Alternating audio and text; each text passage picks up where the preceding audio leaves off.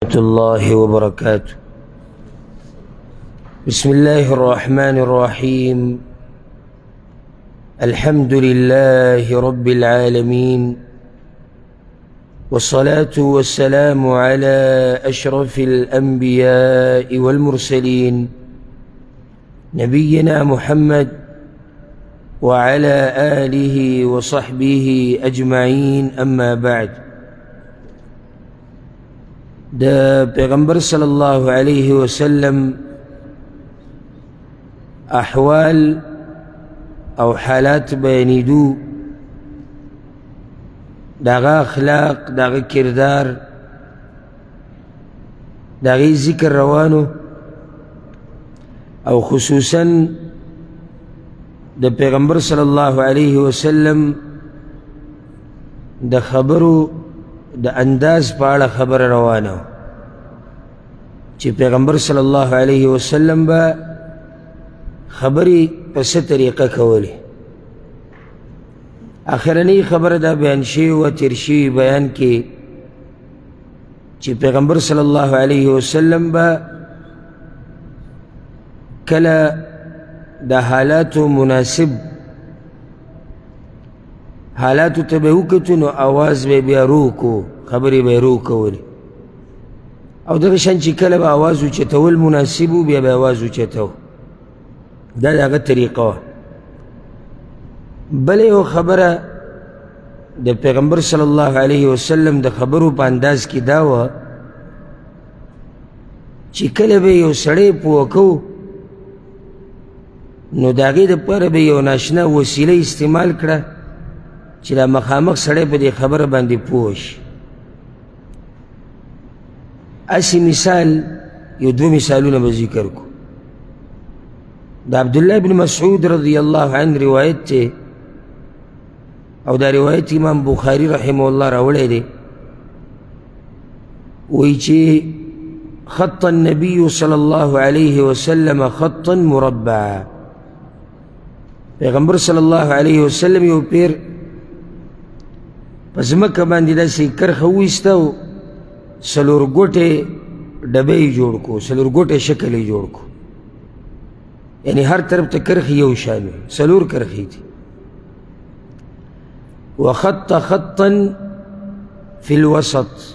خارجا منه، بیاد دغا ڈبی پا دی منس کی یو کرخ ہوئیستا چاگا داگینا بہر تاوتی دا. وخط خططا صغارا الى هذا الذي في الوسط من جانبه الذي في الوسط، بیا منس کی چرا کما کرخ دا دیت اخوا کے وڑی وڑی کرخ لسی والی، دی طرفتم او دی طرفتم. بیا دی ملگرو توی دا اس دا پوکولو طریقہ دا، او دی مخلوق دیسی معلم ندری دلے پوکون کے لکه څنګه چې پیغمبر صلی اللہ علیہ وسلم او چې اللہ ولا دا پیغمبری ورکړی دا او دا دومره اوچت منصب ولا ورکړی دا، خو هغه د دې لایق دی هغه پې دا امت دا مخلوق پوکولی شي. ملګرو ته ووایي هذا الانسان، یعنی دا منځ کې چې څه دي ډبي په دې منځ کې څلورو کرښو په دې منځ کې دا انسان دی. وهذا اجله محيط به او قد احاط به، دا څلور کرښې چې دي یو شان ګیر چاپیره، دا د د مرګ نیټه ده، هر طرف نه دی راګیر کړی دی، بار ته نشي وتی. وهذا الذي هو خارج امله، دا کومه کرښه چې بهر ته وتی ده دا د امیدونه و ارمانونه دي، یعنی ارمانونه او امیدونه د دې انسان هغه د دې ژوند نم زیات دي، ځکه کرښه بهر ته وتې ده.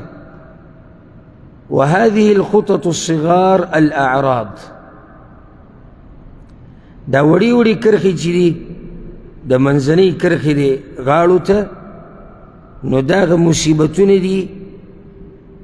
او هغه سختې دي، هغه آفات تی چی دی انسان مخی تبرازی.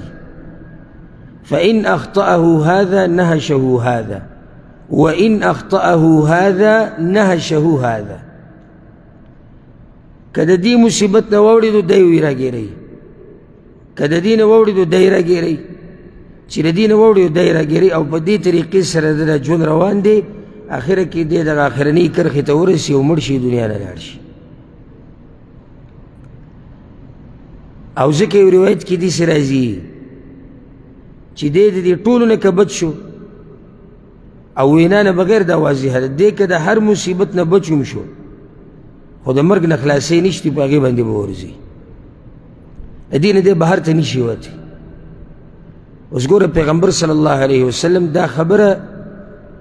بغیر د دې رسم او د دې نقشې د ویستون هم کولی شوه، خو دا نقشې ورسره په دې جوړه کړه چې دا ملګري اورېدونکي په دې خبره باندې پوه شي. او سبحان الله د حدیث کې خو ډېرې فایدې دي، مقصد زموږ دا نه چې د حدیث نه فواید راوباسو، خو لویه فایده پکې هغه دا ده چې اوږده ارمانونه او اوږده امیدونه ساتل داسې پالتو کار دی. دومره سوچ او فکر کوه چې ستا دا شته ژوند پې برابر رواني. بله خبره دا کم ملګري چې شکوي شکایتونه کوي په مخه، ماته دا مسله ده او ماته دا مسله ده، دا هر چاته ده. دلیل پې د پیغمبر صلی الله علیه وسلم دا نقشه ویسته دي چې د دې منځنۍ کرښې غاړو ته هر طرف ته وړې وړې کرښې دي، دا مصیبتونه دي، دا آفتونه دي، دا د دې ژوند سره تړلی شوي دي. خو دومره ده چې څوک صبر کوي، شکوي شکایتونه نه کوي، هغه خپلې مسلې هغې ځان سره ساتلي دي او په هر حال کې د الله شکر ادا کوي. او یو نیم دغه دی چې کوم ځای کې کښېني جو فریاد او جړه او ناشکري والعیاذ بالله دا د هغه عادت وي. همدغه شان یو روایت دی د عبدالله بن مسعود رضی الله عنه، او دا حدیث امام احمد راوړی دی. عبدالله بن مسعود وی چې ملګري د پیغمبر صلی الله علیه وسلم خوا کې ناسو، وی خط لنا رسول الله صلی الله علیه وسلم خطا، پیغمبر صلی الله علیه وسلم داسې یو نیغه کرښه وویسته په دې ځمکه، نیغه. بیا وی هذا سبیل الله، دا لاره د الله ده، نیغه لاره ده د الله لاره ده. ثم خط خطوطا عن يمينه وعن شماله، دی خی طرف ته هم کرښې وویستې، د دې نیغې کرښې خی طرف ته، او د ګس طرف ته تم کرښې داسې وویستې وړې وړې. بیا وی هذه سبل متفرقه، دا اوس وی قسمه قسم لارې دي، یوه لار نیغه تلې ده خو خی طرف ته هم لارې شتي، ګس ته هم لارې شتي. على كل سبيل منها شيطان يدعو إليه، او په هر لار باندې یو شیطان ولاړ دی، دغه لارې ته خلک رابلي. بیا وی د قرآن کریم د آیت وی وأن هذا صراطي مستقیما فاتبعوه، الله وی چې دا زما نیغه لار ده، په دې روان شي، د دې تابعداري کوئ. ولا تتبعوا السبل، او په دې ډېرو لارو پسې مه ځئ، ګینې د دغه نیغې لارې نه به تاسو واړئ. اوس ملګري یې پوه کړو، ګوره چې نیغه لار د قرآن او حدیث لار ده، نیغه لار تلې، که معمولي تې ښی او ګس ته شوې نو تباه کېږي، دا یقیني خبره ده. د دې حدیث نه دا فایده م راووته، په هره لار شیطان ولاړ دی. دا شیطان لازم نه چې دا به پیری شیطان وي، دا پیری شیطان هم دی، نو دا په انسانانو کې هم شتي. د یو خیرخوا په شکل کې به لګیایي، د یو مولا په شکل کې به لګیایي، د یو مشر په شکل کې، او تا به اړی د دې نیغې لارې نه. بله مسله تې دا راووته چې حق یو دی، د حق لارې یوه ده او د باطل لارې ډېرې دي. دا خبره غلطه ده چې منزل د ټولو یو دی او لارې جدا دي. باز دا وی چاته څه مه وایه مړه، ولې؟ وی منزل اسم د ټولو یو دی، خو صرف لارې جدا دي، لار جدا نشي کېدی. منزل بم یوي لار بم یوي دیز کې پیغمبر صلی الله علیه وسلم دا لارې داسې راته وکړي نه دي جنت ته چې یو دغه لار راغلې ده بله دا ده بله نیغه ده بله د برې نه ده بله کتې نه داسې خو یې نه دي ویلي یوه لار ده چې تا جنت ته رسوي لار د الله لار د رسول الله صلی الله علیه وسلم لار د قرآن او د حدیث بس بله لار نشتی چې تا جنت ته ورسوي او د دې نیغې لارې نه چې اوړي د ګمراهۍ طرف ته ځي الغرض مقصدی خبره دا وه چې پیغمبر صلی الله علیه وسلم به کله ناکله ملګري په دې طریقه پوه کول چې یو نقشه به یې ورته جوړه کړه او دا د پوهه استاز او د هوښیار استاز طریقه ده چې دې شاګردانو ته خپله خبره په هر ممکنې طریقې سره رسول غواړي مقصد پیغام رسول دی او دا خلک پې پوه کول هم دي صرف دا نه چې ته خبره بیان کړي خبره بیانول نو دا خلک په دې خبره باندې پوه کول د هغې دپاره کوشش پکار ښه کله به پیغمبر صلی الله علیه وسلم څه چل کوو په خبرو کې به یې دا مثالونه ډېر بیانول وبالمثال يتضح المقال دا مشهوره خبره ده په مثال سره خبره واضحه شي دا هم د پیغمبر طریقه وه مثال به بیانو چې ملګرو ته خبره واضحه شي زه پې ته یو څو مثالونه پیش کړم حدیث دی د ابو هریره رضی الله عنه امام بخاری امام مسلم راوړی دی پیغمبر صلی الله علیه وسلم وی زما مثال او د دې خلکو مثال داسې دی اوس ګوره مثال بیانوي کمثل رجل استوقد نارا مثال دی یو سړي دی چې هغه اور لګولی یعنی یو ځای کې ځان له ناست دی او ځان دپاره یې اور لګولی دی فلما اضاءت ما حوله کله چې دې اور رڼا کړو هغه څه چې ګیر چاپېره د دې اور نه دي جعل الفراش وهذه الدواب التي تقع في النار يقعن فيها نو دا پتنګان او دغه نور هغه ماشي چې هغه د اور ته راجمع کېږي دا ټول راجمع شو ښه دا سړی څه چل کوي دا سړی شړي د دې اور نه ځکه چې په دې اور باندې سوځي خو هغوی پې زور ورکېږي او دغه اور ته ولیږي پیغمبر صلی الله علیه وسلم وی زما مثال او ستاسو داسې دی فانا آخذ بحجزکم عن النار زه تاسو د بډو نه رانیسم چې د جهنم ته غذار نه شئ او دا خلک زور لګي چې غذار شي ورته پیغمبر صلی الله علیه وسلم وی زه دومره کوشش کوم چې تاسو د بډو نه رانیسم دی بڑا کی رت لاس واچوم دا سمرا کاغم چې مزه مخکې جهنم دې تبا کېږي او بیا هم ډېرو زور لګولی دغه جهنم په لار باندې شي او بیا د پیغمبر نه وروستو دا مثال بیا د حق پرستو علماو دی علما څه مقصد دی خو دغه وایي چې ته بد شي د څه نه د جهنم نه او تا زور لګولی چې نه زه به دغه طرف ورځم دلته زما ستاسو سره د ناستې څه مطلب دی نه موږ د یوې علاقې یو ټول نه یو قام قبیله ده نه یو شان رنګونه دي نه مالی حیثیت ته ټول یو شان دی نه زما ستاسو نه څه دنیوي لالچ دی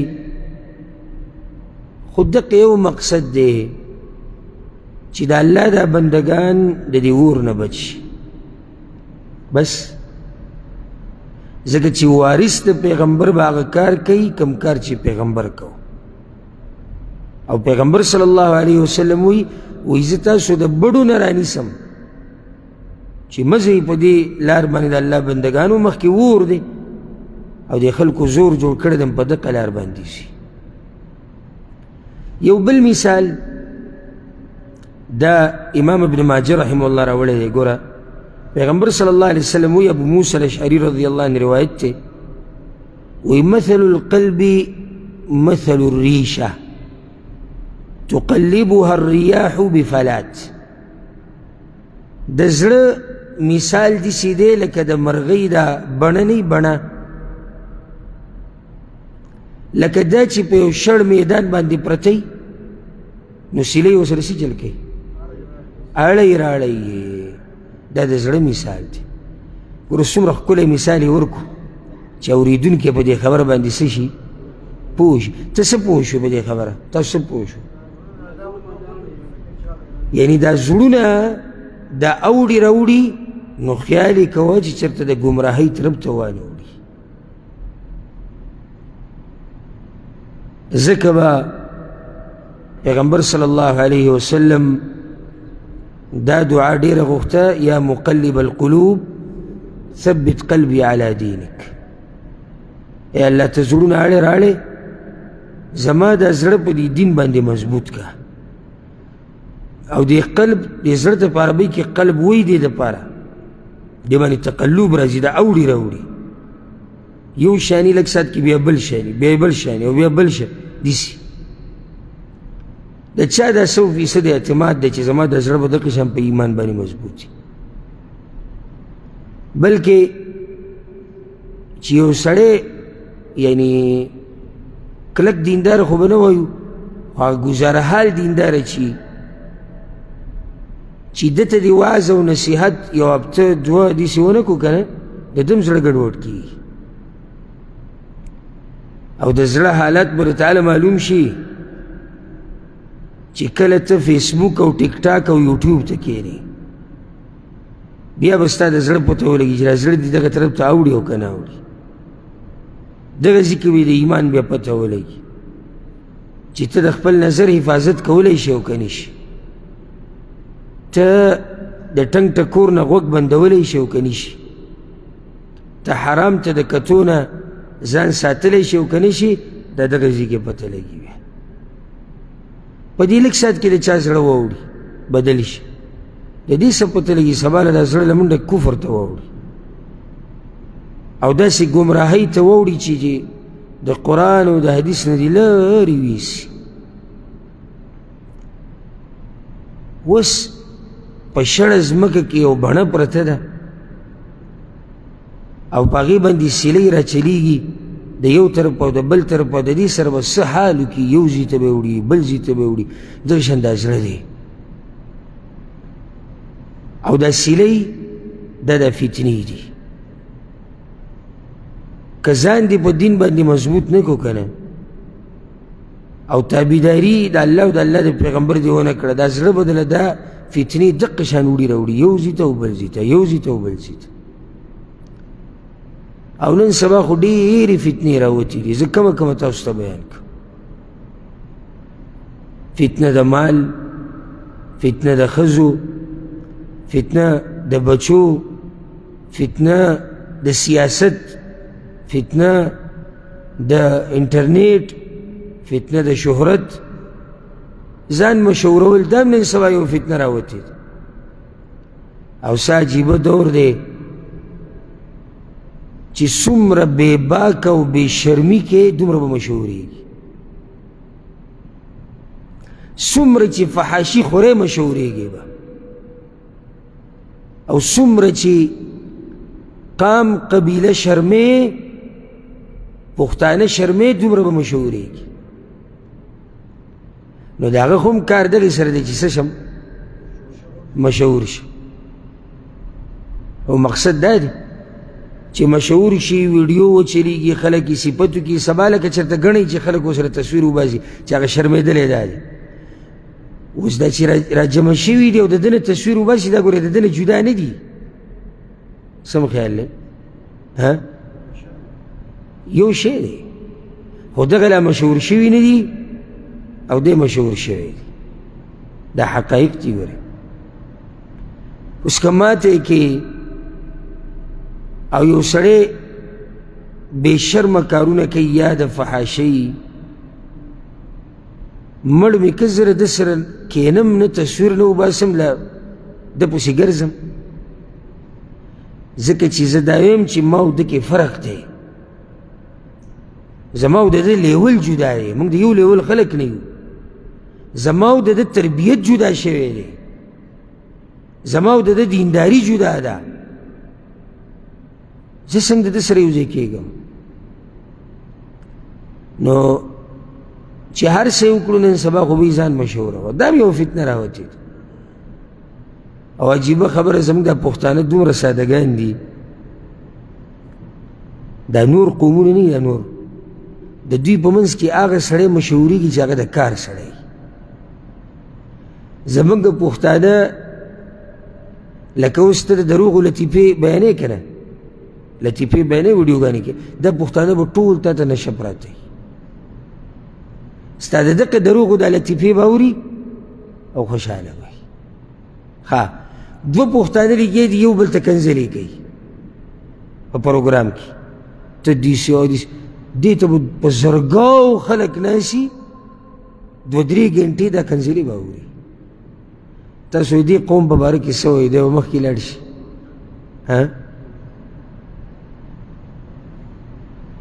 هغه قوم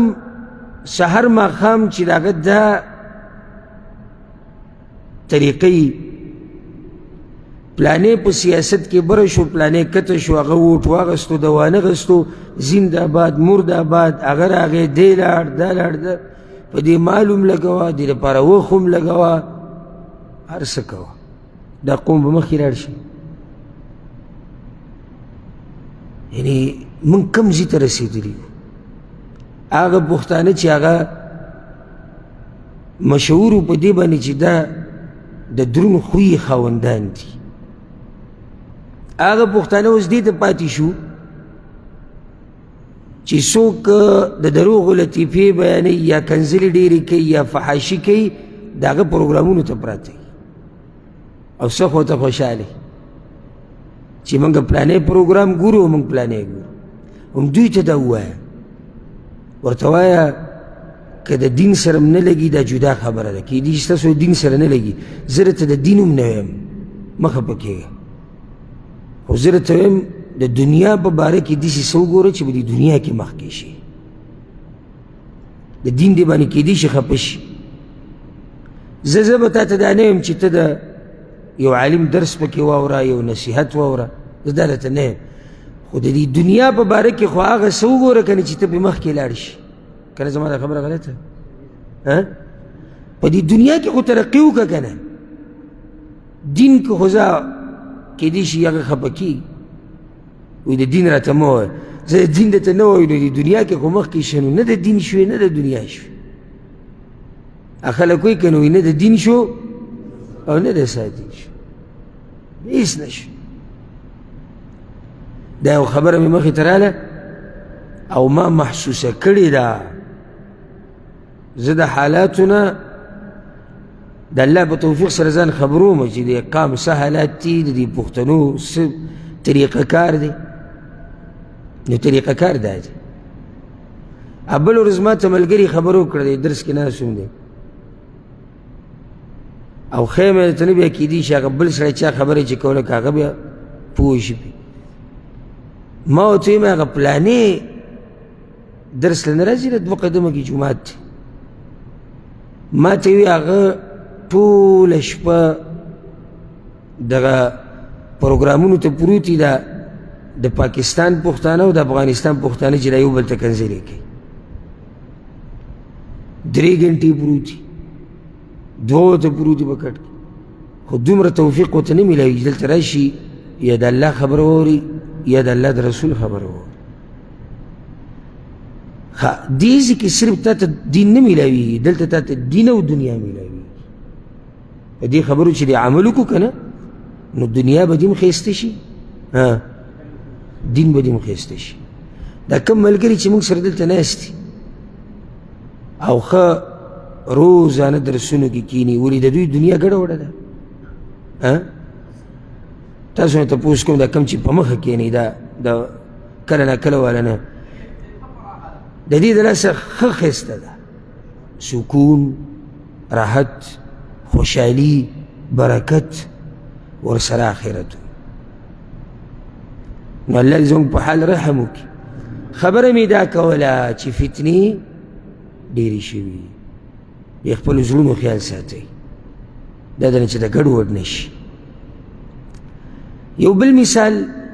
که زه دې مثالونو له ورشم، حدیثونو کې چې پیغمبر صلی الله علیه وسلم مثالونه بیان کړي دي هغه ډېر زیات دي، بلکې بعضو علماو مستقل په دې عنوان کتابونه لیکلي دي د پیغمبر صلی الله علیه وسلم مثالونه، په دې مستقل کتابونه لیکلي دي. نو هغه څوک دغه موضوع پورې راګیرولی شي. صرف یو به ته بل ذکر کړم. د حدیث امام مسلم امام بخاري راوړی، پیغمبر صلی الله علیه وسلم وی مثل البيت الذي يذكر الله فيه والبيت الذي لا يذكر الله فيه مثل الحي والميت. يريد كدي سيدي الإمام بخاري الفاظ دادي مثل الذي يذكر ربه والذي لا يذكر ربه. مثال دا هغه سړي چې خپل رب یادوي او دا هغه چې نه یادوي، مثال د مړي او د ژوندي دی. اوس ګوره پیغمبر صلی الله علیه وسلم د خبرې وضاحت په څه سره وکړو؟ مثال سره. یو سړی الله یادوي، یو سړی دی الله نه یادوي، د الله ذکر نه کوي، دا مړ دی دا ژوندی دی. دا چې الله یادوي دی ژوندی دی ځکه چې زړی ژوندی دی. حالانکه ژوندی خو دا بل هم دی، خو ژوند کم مراد دی؟ د زړه ژوند مراد دی. او د زړه په ژوند سره دغه یو ژوندی دی دا کم چې د الله ذکر هر وخت، دا بل خو مړ دی. کله به پیغمبر صلی الله علیه وسلم تشبیحات استعمالول. تشبیح په عربي کې څه ته وایي؟ لکه د یو شي مشابهت د بل شي سره ورکول چې اورېدونکی په خبره باندې څه شي؟ پوه شي. لکه دا والا مثال امام حاکم دا روایت راوړی دی، عبدالله بن عمرو بن العاص رضی الله عنهما وی پیغمبر صلی الله علیه وسلم وی ان الایمان لیخلق في جوف أحدكم كما يخلق الثوب الخلق فاسألوا الله أن يجدد الإيمان في قلوبكم. پیغمبر صلی الله علیه وسلم وی دا ایمان نه دا ایمان ستاسو په دې سینو کې چې وی کوم ایمان دی دا ګورې زړیږي لکه څنګه چې یو کپړه زړیږي. د ایمان تشبیه سره ورکړه؟ کپړې سره. کپړې لسی چلی زړیږي او چې په یو ځای دې پرېښوده کیدای شي چې څه شي، یعنې چې دې پرته ده او پرته ده کیدای شي خرابه شوي ته راوالې او هغه د کار هم نه، ځکه چې خیال دې ولې ونه ساتو که نه. نو طریقه څه ده؟ دا کپړه به صفا کې، وخت په وخت به یې سرې کې، راوباسې به د المارۍ نه د پیټۍ نه چې کله پکې بین جوړ شي. د دې هر څه نه د ساتلو دپاره به ته دا کپړه وخت په وخت ګوري، ځکه چې دا کپړه زړیږي، په یو حال نه. دغه شان دا ایمان چې وایي ستاسو په سینو کې پروت دی دا هم ګورې زړیږي. څه ناشنا تشبیه ورکړه. یعنی دا ایمان هم خیال ساتل غواړي. او ځکه وی الله ته دا سوال کوي چې یا الله زموږ ایمان نوی کا، ځکه چې ایمان څه کېږي؟ زړیږي لکه څنګه چې کپړه زړیږي. نو د ایمان د نوي کولو طریقه څه ده؟ د ټولو نه اولنۍ دعاګانې وغوښته، نو دویمه د الله ذکر، دریم توبه ویسته چې سم زړه کې راځي. ایمان په څه سره؟ د خیر کار کول،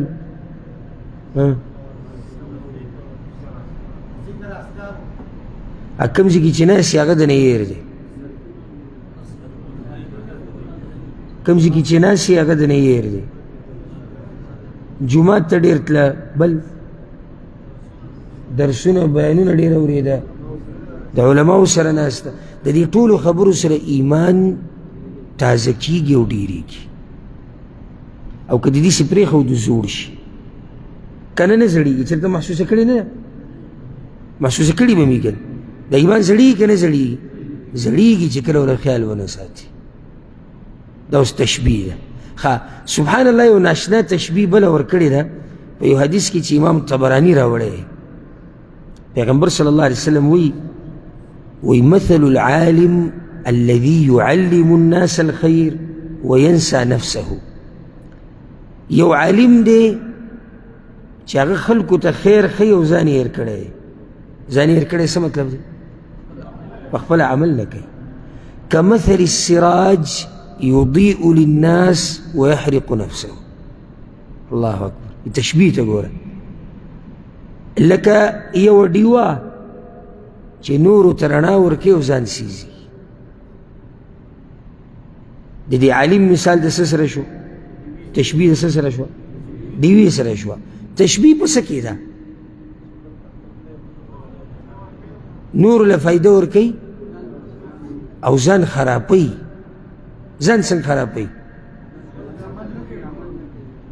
د دې نه جوړه خبره ښایسته کېدی شي. ځان څنګه خرابوي؟ ولې تباه کړو؟ نه، ځان په دې خرابوي چې یو خبره ورته معلومه ده او عمل پرې نه کوي. دې ځکه اوس پیغمبر صلی الله علیه وسلم تشبیه ورکړې، دا د وضاحت دپاره. ښه، کله به پیغمبر صلی الله علیه وسلم اشارې استعمالولې، اشارې به یې کولې، او د دې اشارو په باره کې ځان له موضوع را روانه ده. د پیغمبر صلی الله علیه وسلم اشارات ډېر زیات دي، زه به ته ذکر کوم انشاءالله. کله به اشارات کول، په لاس په اشارو سره به سړی پوه کو چې دا مخامخ سړی په دې خبره ښه پوه شي. ځکه یو حدیث کې راځي، امام بخاري امام مسلم راوړی دی، پیغمبر صلی الله علیه وسلم وایي ان المؤمن للمؤمن کالبنیان. د مسلمان او د مسلمان د دوی په خپل منځ کې دا رابطه داسې ده لکه یو دیوال یشد بعضه بعضا. د دیوال یو بل نیولی که نه، د خښتو یو بل نه راټینګ کړی. دغسې مؤمنان دي. راوي وایي وشبک اصحابي، او د لاسونه یې داسې دا اشارې ولې وکړه؟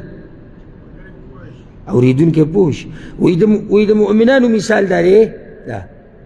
یو بل یې نیولي دي. دا یو طریقه ده. ها یو پیري دا وایي، حدیث امام بخاري امام مسلم راوړی دی، وایي بعثت انا والساعة كهاتين.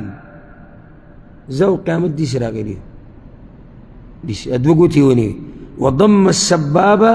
دا سبابه ګوتې داسې اوچته کړه، والوسطى او دا منځنۍ داسې. اوس د دې یو مطلب دا دی چې موږ ډېر نږدې راغلي یو، ځکه چې ما پسې بیا بل پیغمبر نشته، او په دې امت پسې بل امت نشي، قیامت را روان دی. بعض علما وایي فرق موږ کې دا دی، لکه دې ګوتې ته وګوره او دې ته وګوره، دا د پیغمبر د راتګ او د قیامت په منځ کې فرق دی، یعنی فاصله لږه ده. ګوره د اشارې سره ملګري پوه کړو، موږ وایي داسې راغلي یو.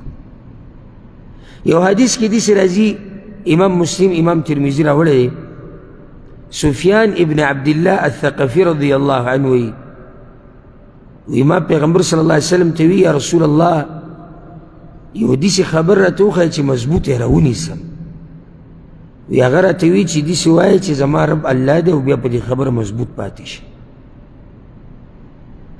وی ما ورته چې یا رسول الله ما اخوف ما تخاف علی، د کمې خبرې نه په ما ډېر یېرېږي. وی فاخذ بلسان نفسه ثم قال هذا، نو دا خپله ژبه یې راوویسته سې، وی دینه یېرېږم، دا یره مې په تا باندې شتي. معنی څه ده؟ یعنی استقامت به تا ته هله نصیب شي چې د دې ژبې د حفاظت وکړو. زه یېرېږم که د دې د خیال ونه ساتو نو صوفیانو ته به خراب شي. اشاره وکړه که ونه کړه؟ ویې کړه کوم طرف ته؟ ژبې ته. دې سره ملګري څه شي؟ ښه پوه شي، ژبه یې ورته وښووي. دا ښه. یو حدیث کې پیغمبر صلی الله علیه وسلم وی التقوى هاهنا، بنیادی او بنیاد د تقوا دلته دی. ويشير الى صدره 3 مرات، 3 پیری دې اشاره وکړه، وی دی داسې بنیاد د تقوا دلته دی او دلته دی، اشاره وکړه. انشاءالله د اشاراتو باره کې ډېره ښایسته موضوع را روانه ده. ښه، د پیغمبر صلی الله علیه وسلم په خبرو کې یو بله طریقه د هغه دا وه چې د ملګرو سره به حوار کو، اسلوب الحوار ورته په عربۍ کې. حوار یعنی خبرو کې څه واخله څه راکړه. څه واخله څه راکړه څه مطلب دی؟ په دې به څوک به وکړي؟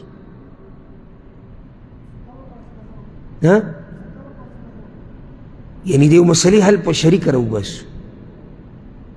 لکه زه اوس تاسو ته داسې ووایم، یو سړی دی د هغه سره دوه جوړې جامې دي او هغه شک کې دی چې کومه پاکه ده او کومه پلیته ده. هسې تاسو څه وایئ؟ دې ته اوس حوار وایي. نو یو به وایي چې کیدی شي دا، او بل به وایي چې دا، او بل به وایي چې دا، بیا به زه وایم چې نه ده دا صحیح ده، دا غلطه ده. دې ته څه وایي؟ حوار. یعنی یو بل سره خبرې اترې څه دا به یې دې لپاره کوو چې دا ملګري به دې خبره څه شي؟ پوه شي. الله اکبر. ګوره سړي له به یې مجال ورکوو چې وکړه خبره، هېڅ خبره نه. دا مخامخ چې څوک ناست دی دا څوک دی؟ دا د ځمکې په دې مخ باندې بهترین انسان دی، خو دې ګوره مجال موقع چانس ورکوي چې خبره وکړه. د ملګرو به پته مو ولګي، په مسله به پوه هم شي. او دا عالم له پکار ده چې د شاګردانو سره، د مقتدیانو سره، د خپلو عوامو سره کله نا کله اسلوب د حوار استعمالوي، د سوال جواب. لکه مثال حدیث ته امام بخاری امام مسلم راوړی، عبدالله بن عمر وی پیغمبر صلی الله علیه وسلم وی چې په ونو کې یو ونه ده. اوس ګورې دې حوار ته. په ونو کې یو ونه ده لا یسقط ورقها، د هغې پاڼې نه ریږي. داسې ونه ده چې پاڼې نه ریږي. او د مسلمان مثال هم د دقې ونې دی. فحدثوني ما هي، ها تاسو دا کومه ونې؟ دا اوس حوار ده. حوار په شکل د سوال جواب کې. عبدالله بن عمر وی فوقع الناس في شجر البوادي، وی خلکو قسمه قسم جوابونه ورکړي دي شړو کې چې را کمې ونې دي. چا یو ونه وي، چا بله ونه وي، چا یوه وي، چا څومره ښایسته مجلس ته حوار روان دی. ووقع في نفسي أنها النخلة، او زما زړه ته راغلی چې دا د کجوري ونه ده. د کجوري ونه دنګی مضبوطی، پاڼې نه ولیږي. مؤمن هم دقې شانې د ده ایمان مضبوطي، د ده ایمان راسخي. خو ما له حیا راله، ما جواب ورنکو. یو روایت کې داسې راځي وی ما چې وکتو نو ابوبکر او عمر هم ناست، نو ما جواب ورنکو. دې ته ادب وایي. دې ته څه وایي؟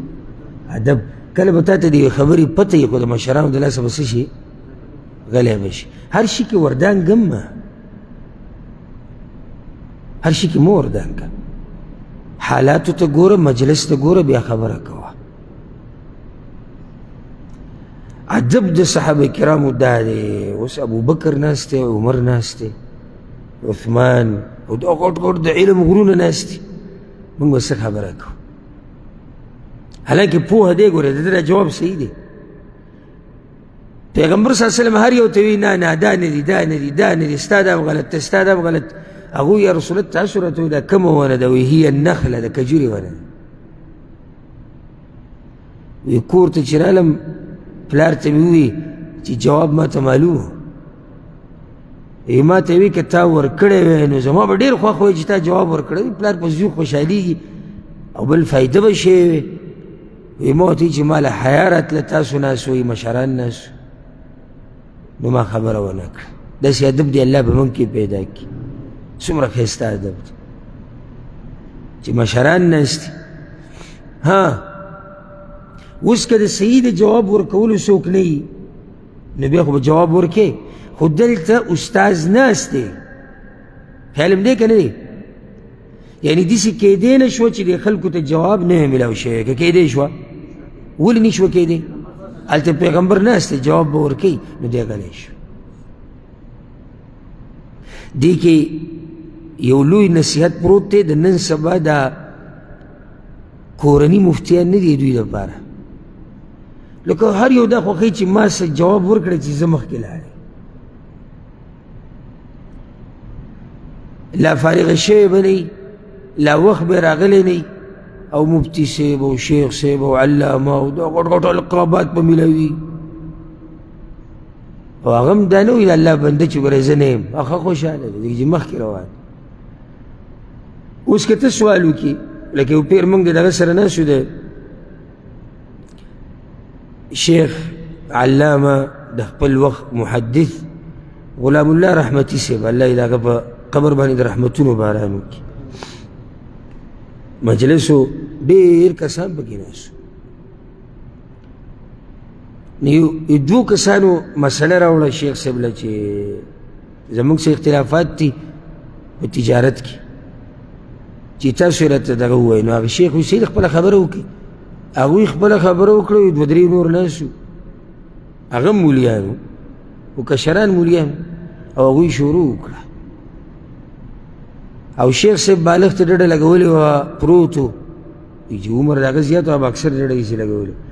او دقه درې ورته ګوري دا کیسې چې راغستې ده دا جواب چې ورکوي چې ونه شوه نو ما هغه کسانو ته دا ور نږدې شو ما دا شیخ صاحب څه دپاره ناست دی موږ ته پته لري چې تاسو پوه یو دا سړی څه دپاره ناست دی دا سپین ګیری عالم مشر په دې مجلس کې ناست کسان خو هغه ته مسله اوري تاسو نه چا جواب غوښتلی شیخ صاحب ما ته یې پرېږده ما نه شیخ صاحب چې تاسو ناست یې موږ له خبرې مناسب نه دي چې ویکړو د دې جواب به ما ته معلوم وي خو دا مشر چې ناست دی که مشر ووایي چې جواب ورکړه بیا صحیح دی ام طریقه دا ده شیخ صاحب که ستاسو اجازت وي هغه یو اجازت به خبره وکړه خو د هغې نه مخکې څنګه خبره کړي دا مشر ناست نه دی ادب عامو مجالسو کې هم دغه شان د هر چا خولې ته به نه وردانګې په مجلس به یو نظر واچوي چې دې کې څوک ناست دي هغه پلانې عالم ناست دی هغه پکې سپین ګیری ناست دی هغه د معاشرې یو معزز سړی پکې ناست دی بیا د هغې نه بعد خبره کوه ورسېدی به که نه ها سبحان الله د پیغمبر صلی الله علیه وسلم د احوال چې موږ بیانو ګوره دې کې لویې فایدې دي صرف دا نه چې موږ د پیغمبر د احوالو نه خبرې یو موږ ته پکې ډېرې فایدې میلاویږي که نه میلاویږي هر یو حدیث کې بې شماره فایدې دي دا اوس حوارو یو بل حدیث کې راځي د حدیث امام بخاري امام مسلم راوړی ابو سعید الخدري رضی الله عنه وایي چې پیغمبر صلی الله علیه وسلم یو پیر موږ ته ووایي دې ملګرو ته ایاکم والجلوس علی الطرقات په دې لارو کوڅو کې مه کښېنئ یعنی بعض صحابه کرام به دا عادتي که ستاسو خیالي کیلو کې او علاقو کې عادتي داسې یو ځای جوړ شوی دا خلک راوځي هلته کښېني ګپ شپ لګوي نو پیغمبر صلی الله علیه وسلم دې ملګرو ته تاسو مه کښېنئ په دې لارو کوڅو کې هغه وی ما لنا بد انما هي مجالسنا نتحدث فيها یا رسول الله دې نه علاوه زموږ بله لار هم نشته دا خو زموږ بیټکونه دي موږ کښېنو موږ به خپلې خبرې اترې کوو دا حوار دی خبره سواله سره که دې ته وایي سواله سره یعنې څه زه کوم څه ته وکړه پیغمبر صلی الله علیه وسلم وتوی فاذا ابیتم الا المجالس اوس که تاسو یعنې نه منئ او وایي چې لکه زموږ دقه ځایونه دي موږ کښېنو نو بیا د دې لارې حق ادا کوئ قالوا وما حق الطریق د الله پیغمبره د لارې څه حق یي وایي حق د لارې دا دی چې د سترګې حفاظت وکړي ځکه چې لاره باندې خو به ډېر خلک تېرېږي راتېرېږي نو دغه شان چاله به تکلیف نه ورکوې بلکې تکلیف دې شی به د لارې نه لرې کړې درېیم که څوک د باندې سلام واچوي جواب به ورکړې نو څلورم د ښه کار به وایي خلکو ته او د بد نه به یې منع کړې دا د لارې حق دا اوس حوار یعنې څومره ښایسته خبره وشوه منځ کې او ملګري به پوه هم شو کله به پیغمبر صلی الله علیه وسلم قصې بیانولې د قصو کې هم فایدې بلکې سبحان الله دا د انسانانو فطرت دی چې قصې ډېره خوښوي دا د ټولو انسانانو فطرت دی څه خوښوي قصې خوښوي لکه که هغه یو دینی عالم او که هغه دنیوي عالم خو چې خبره کوي او منځ کې قصې بیانوي نو خلک هغه ته ډېر متوجه کي دا قصه به سړي ډېره خوږه لګي چې د دې به څه انجام وي او دا به څه شي دا به څه نه شي نو قصې بیانول شتي شریعت کې خو کومې قصې چې ثابت وي با سند با سند خو یا د قرآن او حدیث قصې دي یا تا سره واقعي راپېښه شوې قصه ده یا تا د یو چا نه اورېدلې ده ښه په صحیح سند سره تا ته اورېدلې ده او د هغه سره واقعي راپېښه شوې ده یو خو دغه قصه ده که نه پرون چې ابو بلال وکړه د هغه سړي او د هغه میلو دغه هم اوس قصه وه پرون وشوه دا قصې رښتي بلکې دا دین تباه کړی دغه مولیانو دی د قصه ګو مولیانو دا چې د بزرګانو دا بې سنده قصې بیانوي یو بزرګ وی روانو په هوا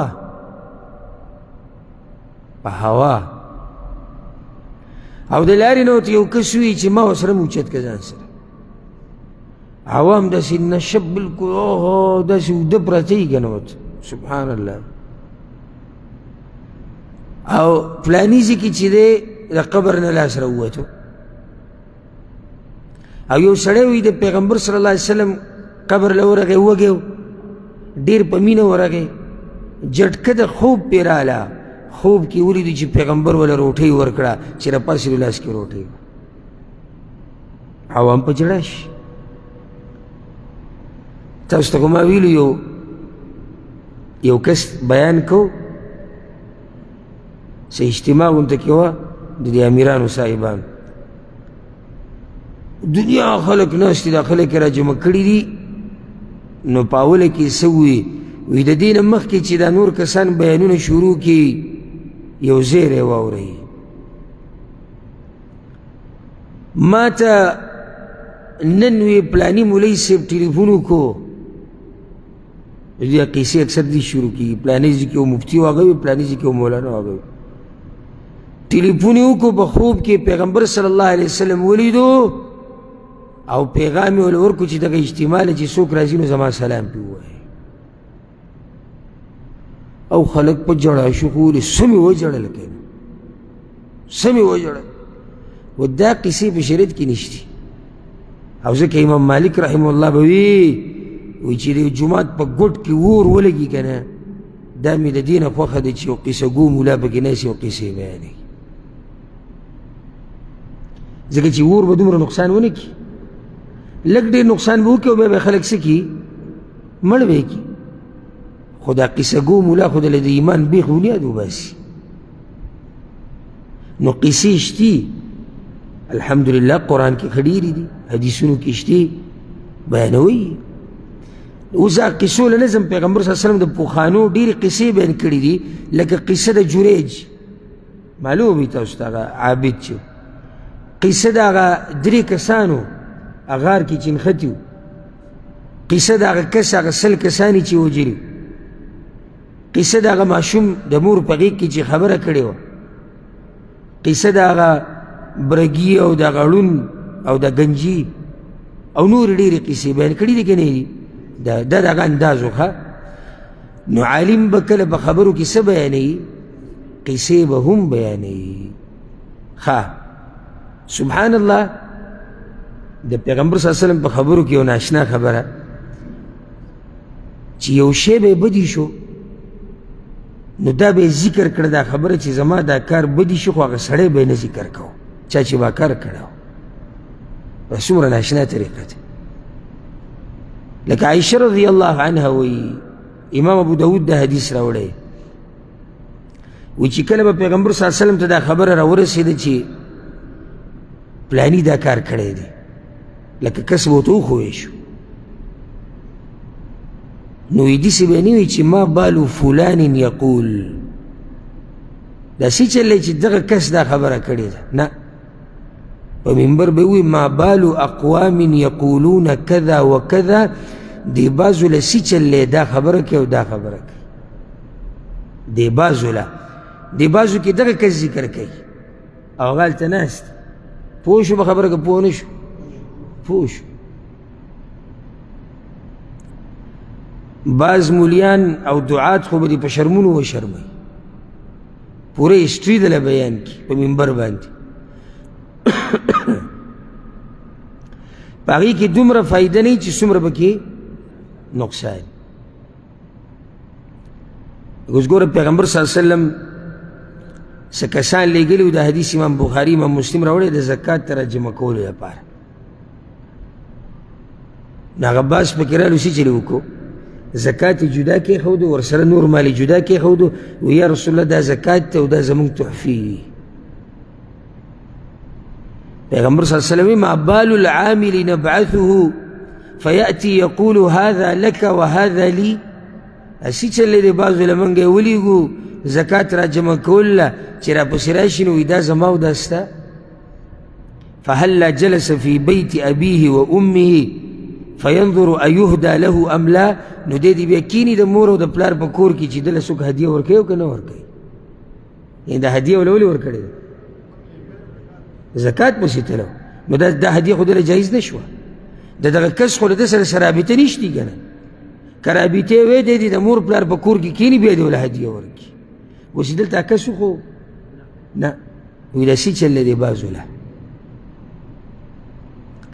یو حدیث کې داسې راځي، امام بخاري امام مسلم دا حدیث راوړی دی، عائشه رضی الله عنها وایي چې پیغمبر صلی الله علیه وسلم یو پیر کار وکړو، نو بعضو خلکو دا او پیغمبر صلی الله علیه وسلم پکې اجازت هم ورکړو چې دا کار کولی شي. نو دی بعضو وی موږ به یې نه کوو، یعنې زموږ دپاره نه کول غوره دی، خو پیغمبر دی ځه. وی پیغمبر صلی الله علیه وسلم چې کله خبر شو تقریر یې وکړو، حمد د الله ووی او بیا وی ما بال اقوام یتنزهون عن الشیء اصنعه، دی بعضو له سی چل دی چې د هغه کارون نه ځان لرې ساتي چې زه یې کومه. په الله مې دې قسم چې په تاسو ټولو کې زیات د الله نه یریدونکی ګورې زه یم وایي. نو دې ځکه کسان وو خو وی نه خو خبرې ورسوله ورته، او دا بس په منبرونو باندې سړی په شرمونو وشرمي. ای کې بیا فایده دومره نه وي څومره چې پکې نقصان. لکه ما ته یو کس قصه کوله، وی کلي کې مې د خلکو سره دا باسونه ماسونه به ډېر راتلو، او دا لازم راځي چې کله څوک قرآن او حدیث مسلې بیانوي او د قرآن او حدیث تابعداري کوي، نو هغه ته مسلې راځي. وی بیا پکې اختر راغی، یوی د اختر خطبې له زه ورغلم، دغه مولوي صاحب زما نه وي خفه و، زما سره به وي طبیعت نه لګېد، او خلکو به ولم وخت په وخت خبر وروړو چې لکه نن یې دا ووي او نن یې دا ووي او نن یې دا ووي، ریکارډ د مولوي صاحب سره پروت. نو یې زه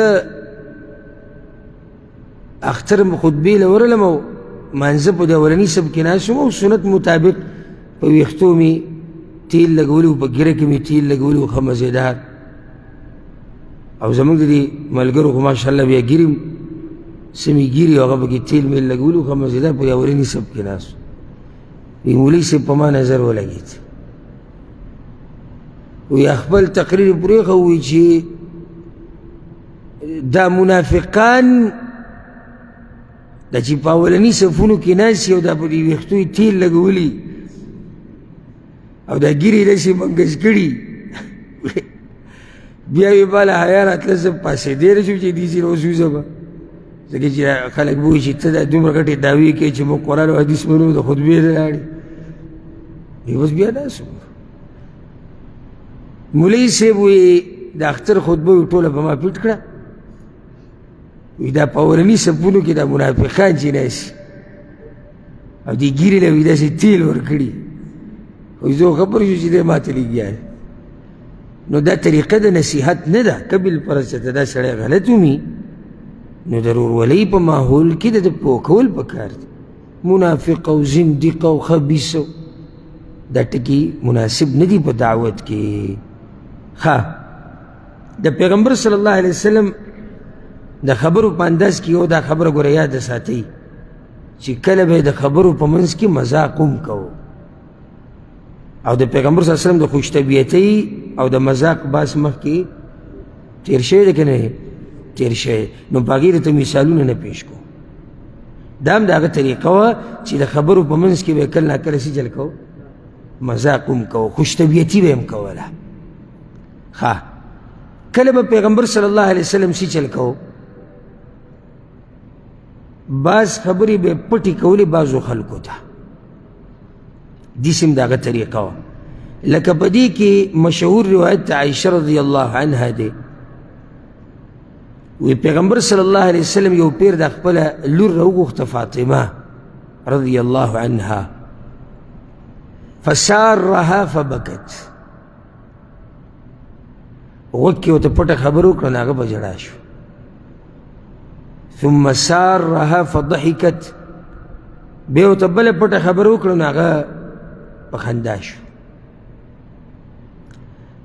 عائشة ما فاطمة تويتي ما هذا الذي سارك به رسول الله صلى الله عليه وسلم فبكيتي ثم سارك فضحكتي دا پیغمبر تا ته بدی غوږ کې څه ووایي چې یو پیر په ژړا شوې او بل پیر په خندا شو نو بعضې روایتونو کې راځي چې هغې وایي چې زه دا خبرې نه بیانوم چاته دا راز خبرې دي پیغمبر صلی الله علیه وسلم ماته کړي دي بیا یې بیان کړي وی چې سارنی فاخبرنی بموته اول پیر راته غوږ کې دا وایي چې لور هم دې بیمارۍ کې به زه مرمه دا هغه بیماري ورځې وي کومه بیماري کې چې پیغمبر صلی الله علیه وسلم دنیا نه تللی نو غوږ کې ورته وایي لور وی دې بیمارۍ کې به ستا دا پلار د دنیا نه رخصتېږي نو په ژړا شو لور او بیا لور د داسې پلار او بیا داسې لور د فاطمې په شان نو چې په ژړا شو نو بیا یې راته په غوږ کې خبره وکړه چې انی اول من یتبعه من اهله چې جنت کې به زما په اهل کې اولنی ملاقات ستا زما سره کېږي څومره لوی فضیلت دی فضحکتو نو دې خبرې سره په خندا شو د حدیث امام بخاري امام مسلم راوړی ها عبدالله بن عمر روایت ته امام بخاري راوړی وی کله چې د عمر بن خطاب رضی الله عنه لور حفصه کونډه شوه او د دې زوړ خاونو خنیس ابن حذافه السهمي او دې ګوره د بدر په غزا کې شریک شوی دی بیا په مدینه کې وفات شو د خنیس کوم ځای کې وفات شو مدینه کې صحابي دی عمر رضی الله عنه وی چې د عثمان بن عفان سره ملاو شومه وی ما ورته د حفصې تذکره وکړه چې زموږ دغه لور ده ان شئت انکحتک حفصه که ستا خوښه نو دغه بدله زه په نکاح درکړه دې لویه فایده چې چاته د خپلې لور خور ذکر کول دې کې څه عیب نشتی چې کله تا ته یو مناسب انسان ښکاره شي پښتو مختو به راته نه کې دغه پښتو د دې بوټ لاندې کېده او دا بوټ پې داسې راکاږه وی ما عثمان ته ووایي وی هغه ما ته وایي چې زه به سوچ وکړمه نو بیا یو څو شپې بعد یې ما ته ووایي چې لکه زه نشم او د هغې غټه وجه دا مو چې د هغه سره په نکاح کې څوک د پیغمبر صلی الله علیه وسلم لور ها وی بیا د ابوبکر سره ملاو شو سبحان الله عمر رضی الله عنه دا نظر په څومره اوچتو خلکو دی یعنی اول عثمان اوس